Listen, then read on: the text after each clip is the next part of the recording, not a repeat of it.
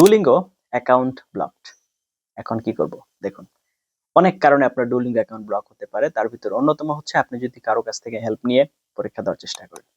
অথবা হচ্ছে rules regulation সঠিকভাবে না জানেন। এখন যেটাই হোক, আপনার হচ্ছে এটা আপনার ৬ মাস ১ বছর পরে ওরা নিজেরাই হচ্ছে এটাকে আনব্লক করে দেয়।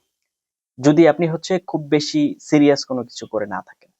আর যদি খুব বেশি সিরিয়াস হয় এবং হচ্ছে খুব বেশি ভায়োলেশন চলে যায়, তাহলে সেক্ষেত্রে ওরা একেবারে পার্মানেন্টলি আপনার হচ্ছে ব্লক করে দেয়। এখন এই ক্ষেত্রে করণীয় যেটা, সেটা হচ্ছে আমরা ডুওলিঙ্গো অফিসিয়ালদেরকে জানাতে পারি, আমাদের স্ট্যান্ডটা ক্লিয়ার করতে পারি যে আমার এই বিষয়, এই বিষয়ের উপরে ভিত্তি করে আমার এরকম হয়েছে, তো আমাকে একটা সুযোগ দেওয়া হোক।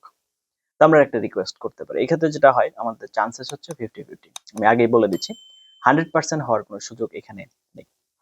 আমাদের পূর্ববর্তী অনেক অভিজ্ঞতা অনুযায়ী আমরা যেটা দেখি সেটা হচ্ছে 50-50 চান্সেস আপনি এপ্লাই করবেন।